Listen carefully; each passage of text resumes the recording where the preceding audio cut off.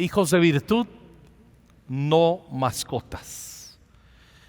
Y nos damos cuenta, y hicimos una comparativa hace 8 días, como sin darnos cuenta, inconscientemente, podemos nosotros limitar a llevar a nuestros hijos, a criarlos.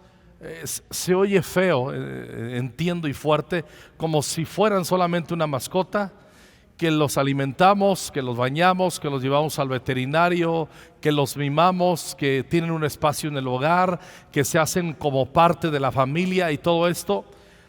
Pero las mascotas al último son animales, y no podemos jugar el juego de creer que son parte del propósito de Dios en nuestras vidas. Acompañan la niñez y la etapa de una familia durante una época y alegran el corazón, y son una buena referencia para que nuestros hijos aprendan hábitos de cuidado, etcétera, lo que tú quieras que pueda hacer una mascota. Pero al último, las mascotas no podemos, o yo no he escuchado que alguien que tenga una mascota y que se la pase orando por ella y decirle: Señor, yo te quiero. ¿Cómo se llama su mascota? Alguien dígame su nombre. ¿Cómo? Rocky, el Rocky. Más común, ¿no? Porque a uno le ponen hasta nombre de humanos, ¿no? Sí.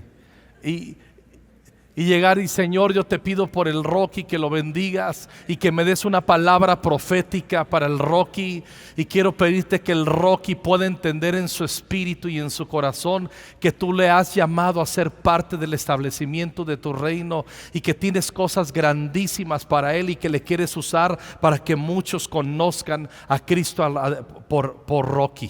No manches, eso no existe. Eso no existe.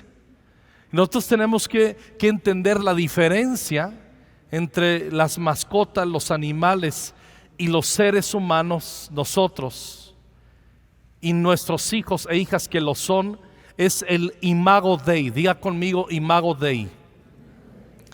El imago Dei, que es la imagen de Dios, se refiere a la capacidad humana de razonar y ejercer la libre voluntad. En otras palabras, Tomás de Aquino, que fue un doctor de la iglesia, argumentó que los seres humanos reflejan la imagen de Dios. Ese es el imago Dei. Seres humanos que reflejamos la imagen de Dios, animales no. Si aunque digan mi Rocky sí, no, tu Rocky no. Reflejan la imagen de Dios los seres humanos en su capacidad de pensamiento racional y en su capacidad para tomar decisiones morales y éticas de manera consciente. Esta capacidad de discernimiento moral y racional es lo que distingue a los seres humanos de otras criaturas, y en la base de su dignidad y responsabilidad moral en el mundo.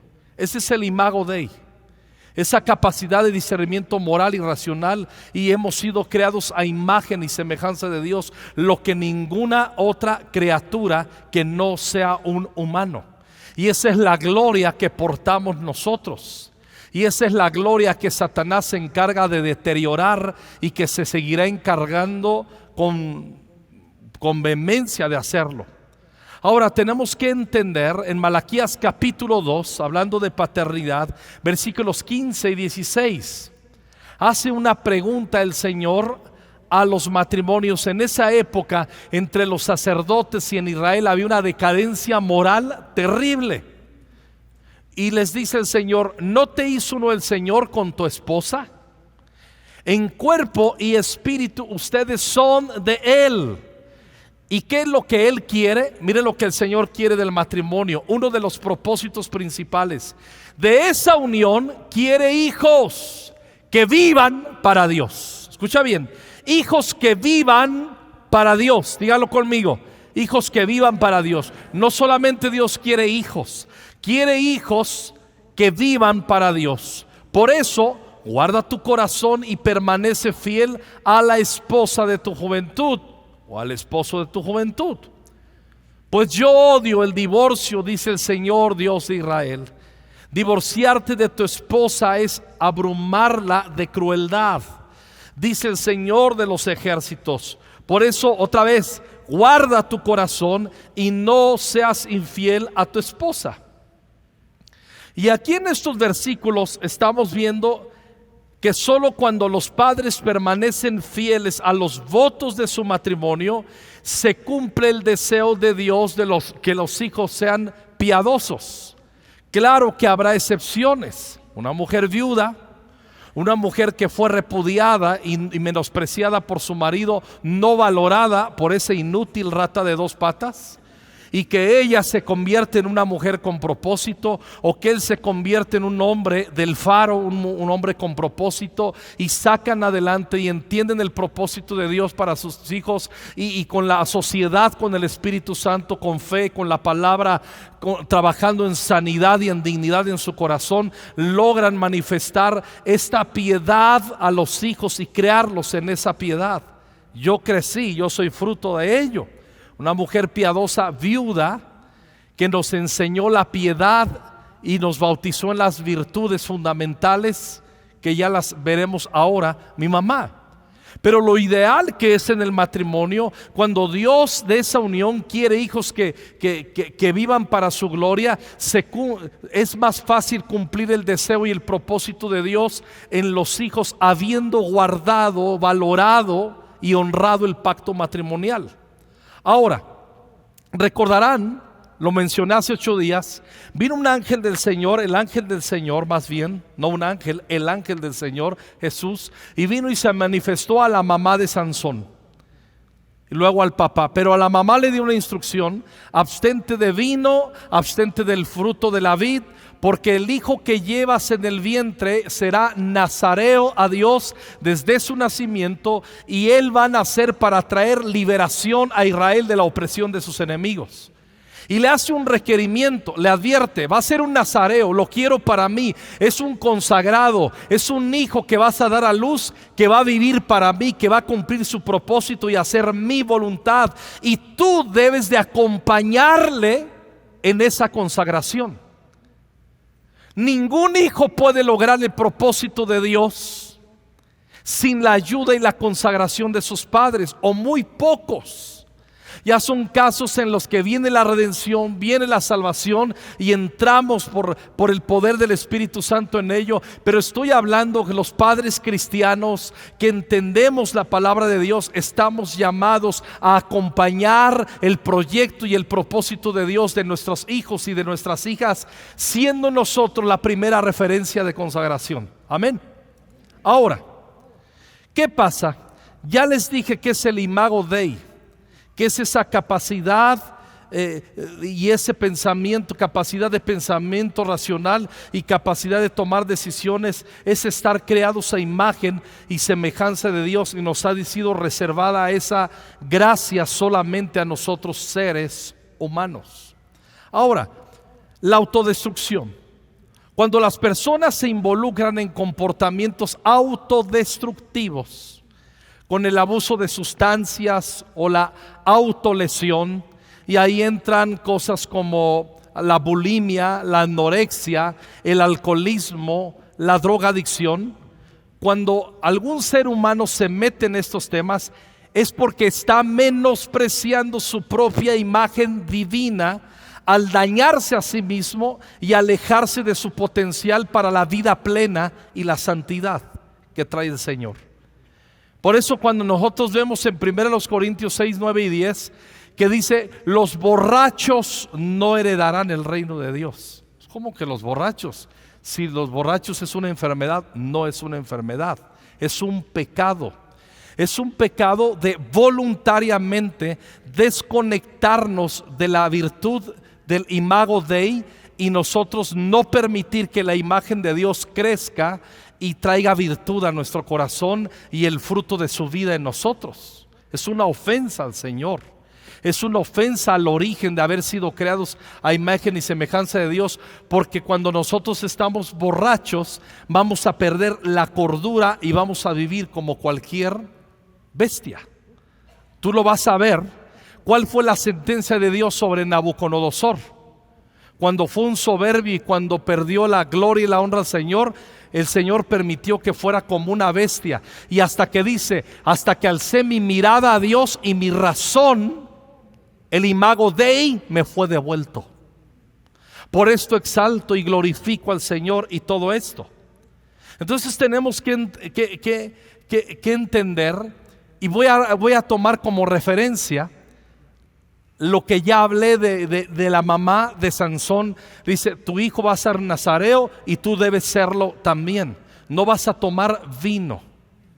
El vino en la Biblia representa por un lado el gozo de Dios, pero también el exceso de vino representa la perturbación de la razón y la distorsión del imago Dei en nuestros espíritus y en nuestros corazones. Por eso en Proverbios 21 dice, el vino produce burlones, la bebida alcohólica lleva a la pelea. Los que se dejan llevar por la bebida no pueden ser sabios. Estamos hablando de gente tonta. Proverbios 23, 29 al 35 dice así: ¿quién tiene angustia? ¿Quién siente tristeza? ¿Quién es el que siempre pelea?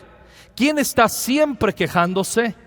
¿Quién tiene moretones sin motivo? ¿Quién tiene los ojos rojos? El que pasa muchas horas en las tabernas probando nuevos tragos. No te fijes en lo rojo que es el vino, ni en cómo burbujea la copa, ni en lo suave que se desliza, pues al final muerde como una serpiente venenosa, pica como una víbora. Tendrás alucinaciones y dirás disparates. O sea, no vas a estar en el imago Dei, va a haber una distorsión. No vas a administrar la gloria de la presencia de Dios en tu vida. Tendrás alucinaciones y dirás disparates, y tambalearás como un marinero en alta mar, aferrado a un mástil que se mueve. Entonces dirás, me golpearon pero no lo sentí, ni siquiera me di cuenta cuando me dieron la paliza. ¿Cuándo despertaré para ir en busca de otro trago? O sea, otra vez la burra al trigo. Es perder la cordura y es perder la razón y perder la inteligencia. Y cuando dice, tu hijo va a ser nazareo, no vas a tomar del fruto de la vid. En un nazareo es aquel que guarda el imago Dei intacto. Es aquel que entiende que ha sido creado a imagen y semejanza de Dios, y no va a participar del vino porque no quiere distorsionar en su mente y en su corazón cualquier forma de virtud, que ya hablaremos. Es mantenerse en integridad, es mantenerse sabios y cuerdos, y pensar bien en la vida y decidir bien bajo la enseñanza de la palabra de Dios. Tenemos que entender eso. El exceso de vino disuelve nuestra capacidad de operar en la prudencia y la virtud de haber sido hechos a la imagen de Dios. El exceso de vino diluye nuestra capacidad de operar en el discernimiento moral y racional. Por eso un nazareo es el que mantiene la cordura. Un nazareo no es el que solamente hace ciertas prácticas piadosas, sino quien mantiene la cordura. Al alejarnos del imago Dei, creados a la imagen y semejanza de Dios, es donde el descontrol, los abusos, los pleitos, las imprudencias, las groserías, la inmoralidad, las obscenidades se dan a luz. Ahí es donde comienza a darse a luz toda esa serie de cosas. Es cuando estamos aturdidos por el vino. Y a veces puede ser el vino físico, el exceso del vino y el alcohol, pero muchas veces es que estamos aturdidos por corrientes, por filosofías, por oleadas de pensamiento que dejamos que embriaguen el imago Dei y que perturben nuestra inteligencia. ¿Y qué va a suceder? Si nosotros no cuidamos esa consagración, no tendremos la capacidad de transferir esta santidad y esta forma de vivir en nuestros hijos y en nuestras hijas. Amós 2, 11 y 12. El contexto, el libro de Amós es un libro que cuando tú lo lees, hace unas denuncias brutales, escuchen muy bien, sobre una nación y un pueblo que está en una declive social, moral y espiritual. Dios les hace unas denuncias tremendas, pero les habla la causa por la cual ha venido a menos y se ha devastado la vida social, moral y espiritual. Y una de esas causas está en el versículo 11. Dice Dios: elegí a algunos de sus hijos para ser profetas y a otros para ser nazareos. ¿Acaso pueden negar esto, Israel, pueblo mío?, pregunta el Señor. Pero ustedes hicieron, los papás, que los nazareos pecaran, forzándolos a beber vino, y les ordenaron a los profetas: cállense. En otras palabras, les importó un bledo, les importó un poco que sus hijos se mantuvieran en una vida piadosa y en una vida llena de virtud, en una vida llena de Dios, y que pudieran ser luz y sal en la tierra. Vamos a otros casos viendo en 2 de Samuel. Recordarán a David.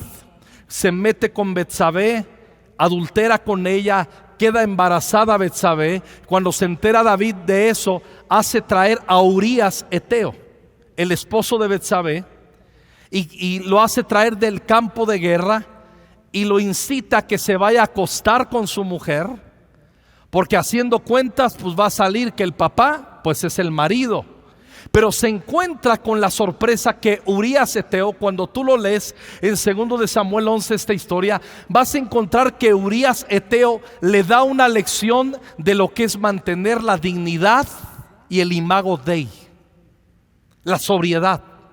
Porque una de las cosas que hizo, escuchen muy bien, en el 13, David lo convidó a comer y a beber con él hasta embriagarlo. El David sabía que la estrategia era distorsionar sus sentidos, y él salió a la tarde a dormir a su cama con los siervos de su señor, mas no descendió a su casa. David termina asesinándolo, poniéndolo en primera fila, y obviamente lo habrían de matar. También recordaremos en Génesis 19, las hijas de Lot. Recordarán que ella les entró el apuro: ya se me está pasando el tren, no voy a ser mamá, y yo quiero ser mamá, y yo quiero ser mamá. Y entonces buscan una estrategia, y ¿qué hacen? Embriagan a su papá, a Lot, 2 veces, y lo embriagan para conseguir de él algo que Lot, en su juicio cabal, jamás les hubiera cedido. Lo embriagan y violan a su propio padre embriagado, y quedan embarazadas de su propio padre. Y de ahí vienen los descendientes de Moab, y los descendientes, los amonitas y los moabitas. Pero escuchen bien, ¿cuál fue la táctica que usaron tanto David como las hijas de Lot? Embriagar, porque sabían que el vino es escarnecedor, que la sidra es alborotadora, y como dice Proverbios, que cualquiera que por ellos yerra no es sabio. La estrategia de Satanás es que nuestros hijos no entiendan el alto llamado que tienen en la vida de vivir en la dignidad y la profesión como embajadores de Cristo, pero no lo van a entender si nosotros no nos convertimos en una referencia primaria.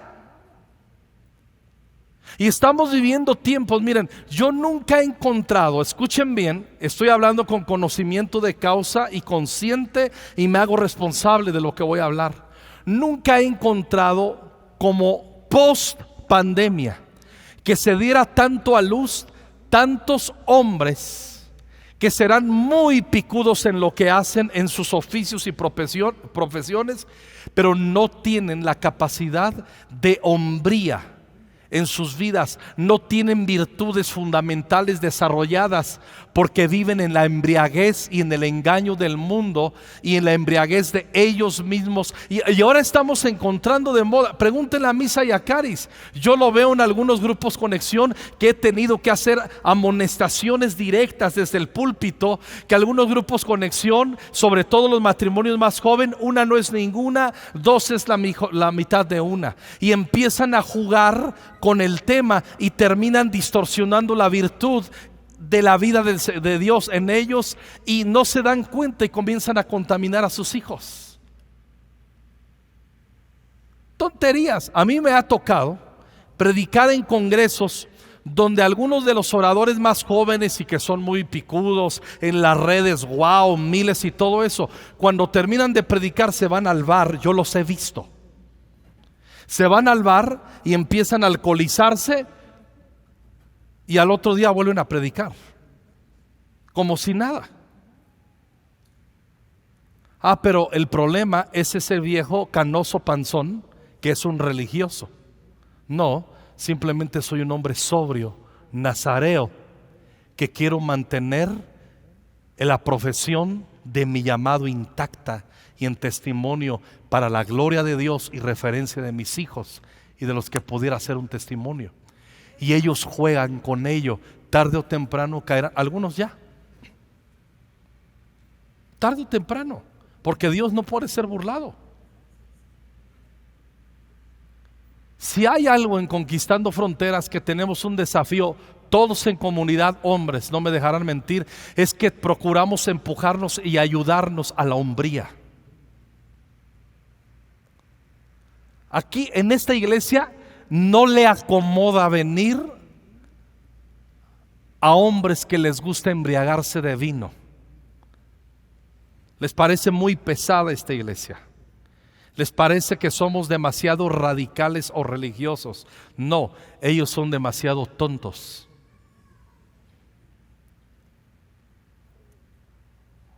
No conectan con entender que es un nazareo y que todo cristiano somos discípulos y nos convertimos en nazareos. La Biblia dice en Efesios 5:18, no se emborrachen, pues perderán el control de sus actos.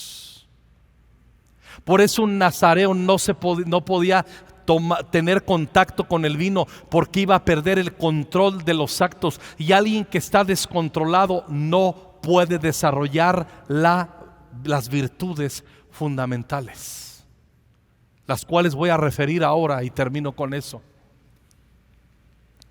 No se emborrachen, pues perderán el control de sus actos. Más bien, permitan que sea el Espíritu Santo quien los llene y los controle.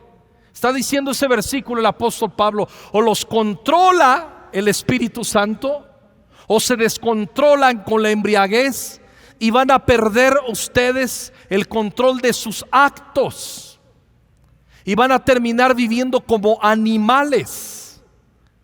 Y entonces vamos a perder la virtud del imago Dei, de la virtud de entender que fuimos creados a imagen y semejanza de Dios, y podemos pensar y podemos nosotros relacionarnos con Dios y temer.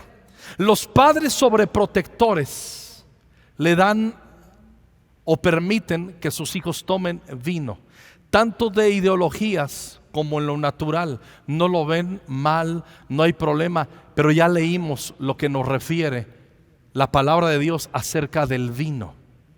Embrutece, hace que perdamos la razón, los sentidos, y entonces tomamos decisiones equivocadas e imprudentes, tontas e insensatas en la vida. Pobres de los que tienen padres así, pobres hijos. Hay unos hijos que sencillamente van a ser iguales, y hay otros que van a luchar y van a tener una confusión. ¿Qué hago con esta porquería de papá que me tocó y de mamá, que vive embriagado de los placeres de este mundo? Y ahí es donde muchos hijos tendrán que ser muy valientes y comenzar sus historias de fe, aunque sus padres no han abrazado la fe. Los padres sobreprotectores crean hijos sin virtud. Hay 7 virtudes fundamentales. ¿Me ayudas, Moy, por favor? 7 virtudes fundamentales. ¿Qué son las virtudes fundamentales? Escuchen bien, es la tradición cristiana en la que entramos nosotros, histórica. Son principios éticos y morales que han sido reconocidos y promovidos a lo largo de la historia del cristianismo como guías para llevar una vida piadosa y virtuosa. Hace 2000 años, desde hace 2000 años, estas 7 virtudes fundamentales están reconocidas. El otro día escuché de un congreso redefiniendo la hombría. La hombría no se redefine. Entonces no hay que redefinir la hombría. Hay que ver a Cristo y ser como Cristo. No ser, ahí está, hombre de verdad, ¿quién lo hallará? Hay que regresar a las sendas antiguas, no redefinir las sendas antiguas.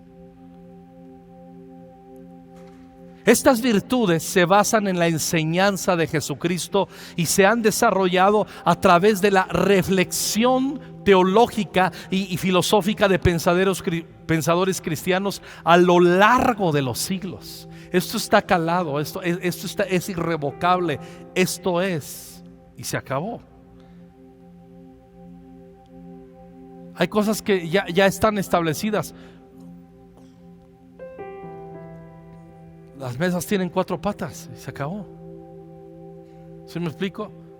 O vamos a empezar a vivir, no ahora de moda, mesas de 3 patas porque son las mejores y te va a dar una explicación de equilibrio. Las mesas son de 4 patas. Y ya. ¿Sí me explico? La rueda es la rueda. Y ya. Se acabó. Estas 7 virtudes, la primera, la prudencia. La prudencia es la capacidad de discernir lo correcto de lo incorrecto y de tomar decisiones sabias basadas en un juicio informado. En la vida cristiana, la prudencia implica tomar decisiones morales en línea con los principios y enseñanzas de Cristo. La prudencia implica tomar decisiones morales de acuerdo a la palabra de Dios. Y nosotros tenemos que cuidar de ser prudentes, practicar la virtud de la prudencia y ayudar a nuestros hijos e hijas y criarlos en prudencia. La segunda virtud, justicia. La justicia es el acto de dar a cada uno lo que le corresponde.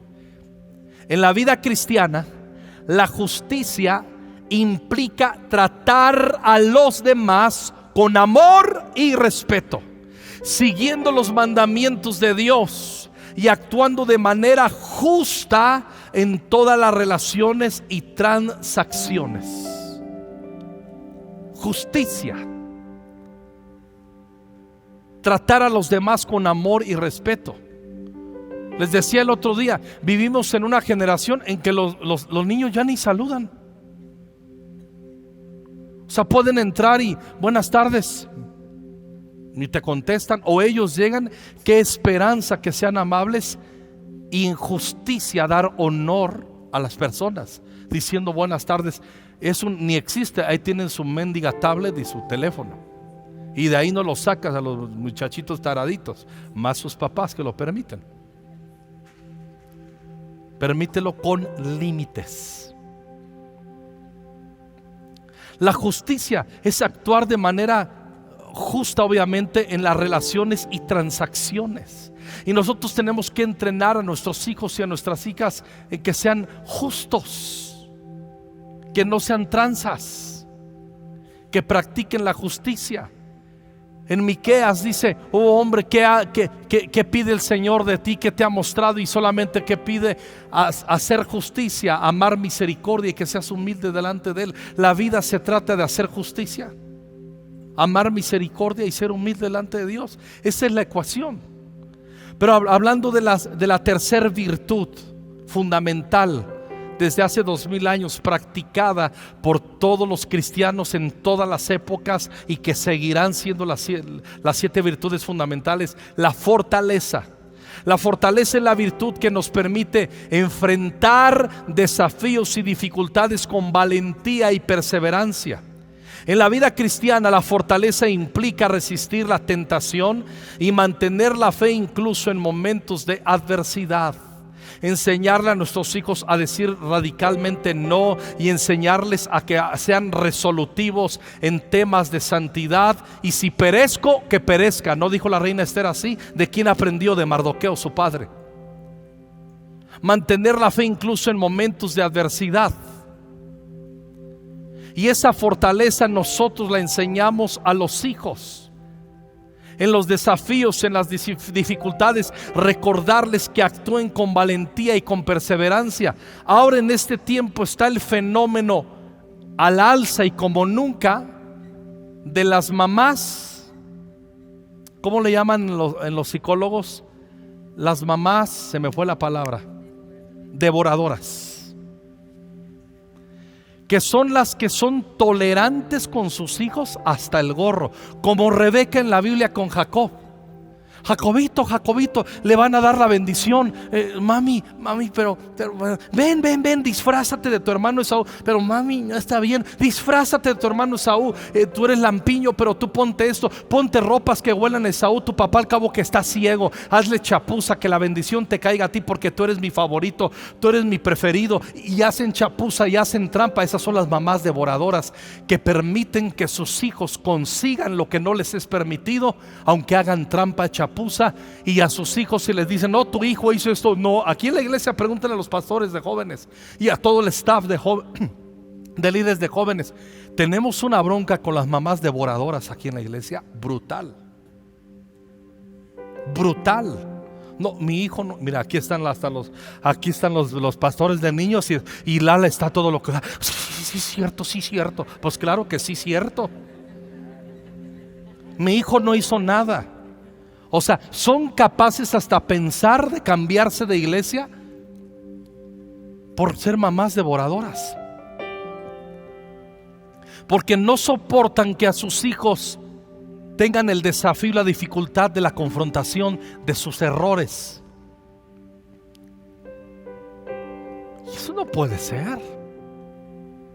Vas a matar a tus hijos, los vas a hacer un inútil. Pero las mamás devoradoras los que quieren es siempre mantener a sus hijos controlados y dominados cerca de ellos. Mantenerles siempre con el chupón o pegárselos a la chichi. Tú no te vas de aquí, yo te quiero mucho. Y hay unos que tienen mamás devoradoras y las nueras lo saben muy bien. Ten cuidado de casarte con uno que su mamá haya sido una devoradora, porque te va a hacer la vida de cuadritos. Y si tú no practicas la virtud, vas a terminar con una bronca con tu suegra, mentándole todo lo opuesto a que Cristo le ama. Mamás devoradoras hacen hijos inútiles emocional y espiritualmente. Padres, no estamos lejos de ello. Padres más los echamos a perder y no les enseñamos a enfrentar desafíos y dificultades. Todo lo que quieren se los compramos. Todo. Si hacen berrinche, ahí está pues. Y como no estamos presentes, ¿qué queremos hacer como padres? En vez de enseñarles, ok, ¿cuánto cuesta eso? 1,000 pesos, te doy 500, lo demás tú lo pones. No, pero ¿por qué es que yo no trabajo? Pues trabaja, busca la manera, haz un business. Mi hijo, cuando terminó la universidad, le ayudábamos con sus colegiaturas. Le dije, el día que gradúes, y solo le ayudamos con eso, no te voy a dar ni un quinto. Y dijo, no, mi papá es bien bueno, mi papá es bien noble, mi papá es bien buena onda. Pues sí, pero contigo ya no, porque quiero que crezcas en virtud, en fortaleza. Y de repente necesitaba un montón de cosas. Y oye, papá, le digo, es que la chamba que no, búscale. Y de repente le digo, ¿y de dónde sacas dinero? Dice, no, pues por lo menos como se me ha complicado que me contraten y todo eso. Dice, pues ando haciendo tareas de universidad. Le digo, que le iba muy bien.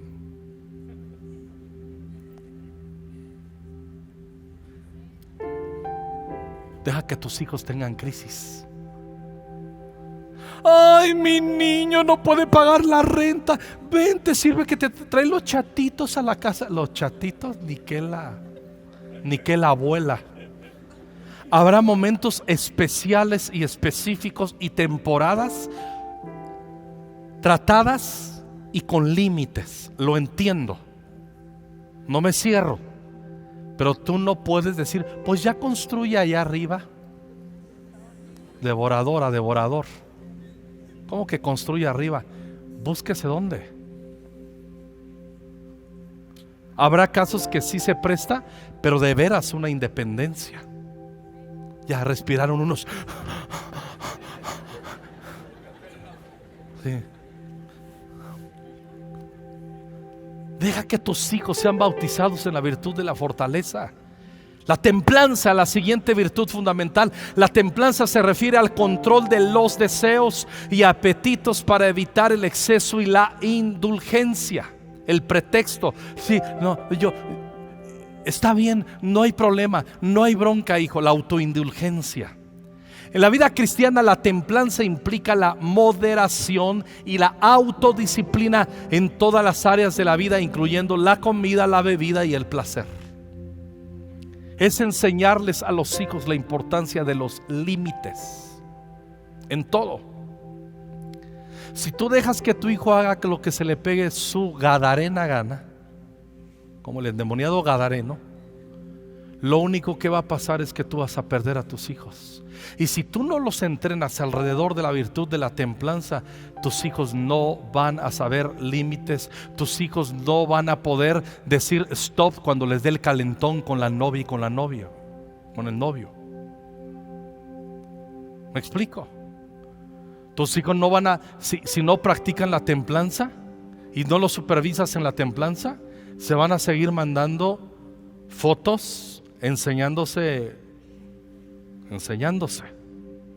Ay, mi hijo no.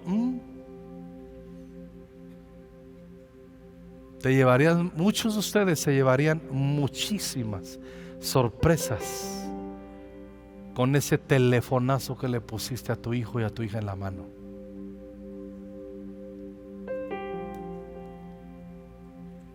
Y si no lo entrenas con la templanza, yo recuerdo, les va a dar risa a estos. Ahora mi hijo Irán, ya es un hombre, tiene 24 años, pero nunca permitimos que tuviera teléfono o le dimos teléfono hasta los 18 años. Dice: papá, soy un ridículo en la escuela, soy un ridículo en la sociedad, soy un ridículo. Le digo: te va a dar templanza, hijo. Y muchos de ustedes, sus hijos tienen 10 años y les dan un iPhone. 10, fui indulgente. No hacen que practiquen la templanza y les hacen el teatro. Es que soy un raro en la sociedad al no tener iPhone. ¿Y cuál es el problema? Que no tengas. Aquí en la casa te lo presto un rato. Mire, todos los adolescentes se me están viendo así: pastor, hijo de tú lo serás.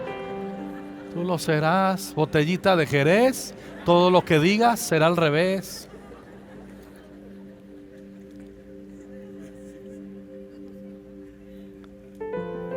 Y hay las 3 últimas virtudes fundamentales, que son las virtudes teológicas. La fe es otra. La fe es una virtud teologal que implica creer en Dios y confiar en su plan divino. En la vida cristiana, la fe es fundamental, ya que impulsa todas las demás virtudes y nos conecta con Dios. ¿Cómo se llamó el congreso ayer de los niños? Nexus. ¿Qué es Nexus, Isaac? Conexión. Porque estamos trabajando, se trabajó todo un año. Nexus va a ser el tema con los niños y niñas de Conquistando Fronteras todo un año, para enseñarles asuntos, fundamentos, la virtud de conectar con Dios y tener fe viva en Cristo. Si usted no se la enseña en la casa, aquí vamos a intentar algo.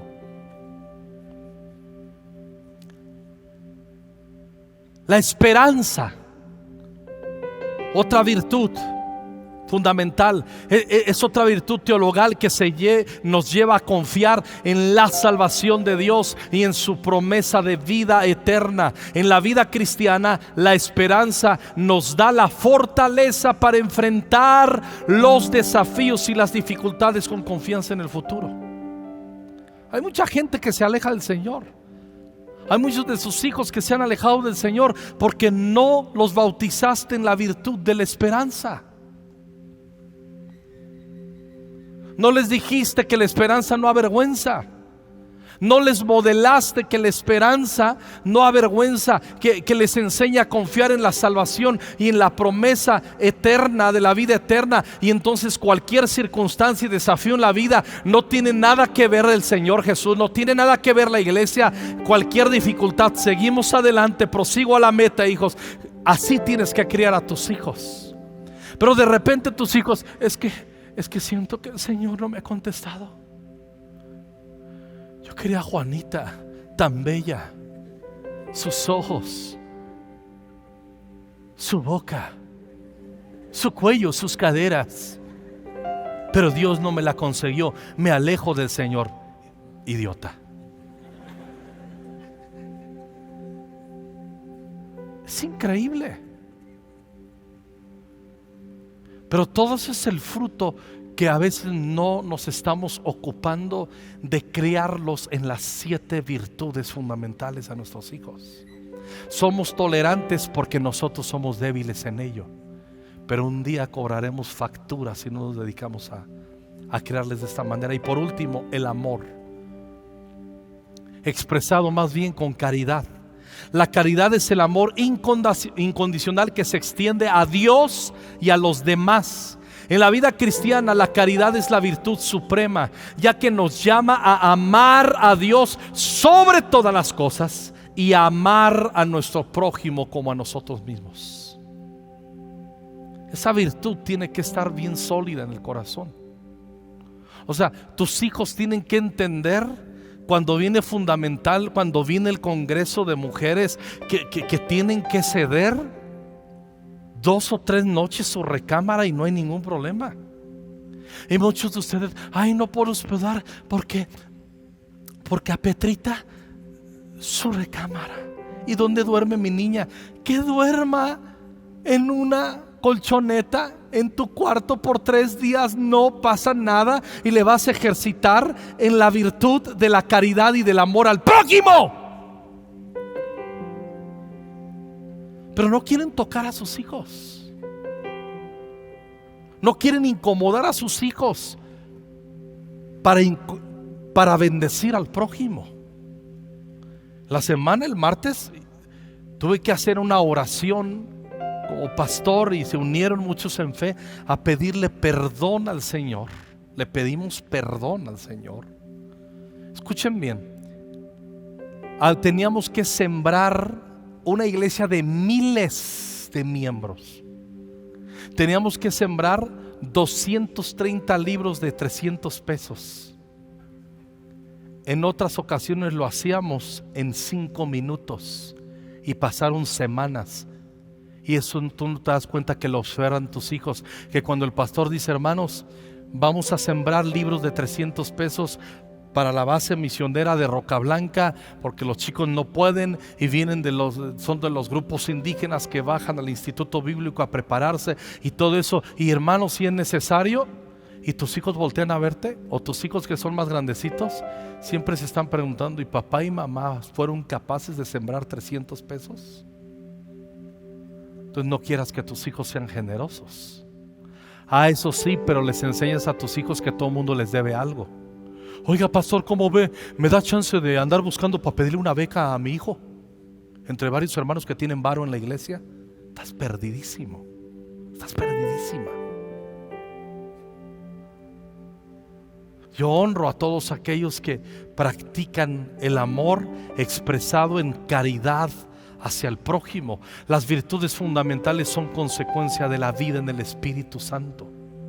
La vida en el Espíritu no solamente es expresar nuestros dones, sino toda la virtud. Estas 7 virtudes básicas que lo podemos encontrar también en el fruto del Espíritu: amor, gozo, paz, paciencia, benignidad, bondad, fe, mansedumbre y templanza. Padres sobreprotectores crean hijos sin virtud, y al perder la capacidad de admitir los defectos de sus hijos, son devoradores. Tenemos un paquetote, hermanos, de criar a nuestros hijos en las virtudes. Miren, mujeres con propósito. Te has quedado sola, te has quedado tú solo, hombre. Dale. Mis hermanos y yo somos el fruto de una mujer viuda que luchó con 6 hijos y que ella dijo: me voy a dedicar a mis hijos y a que ellos conozcan a Jesús y caminen en las pisadas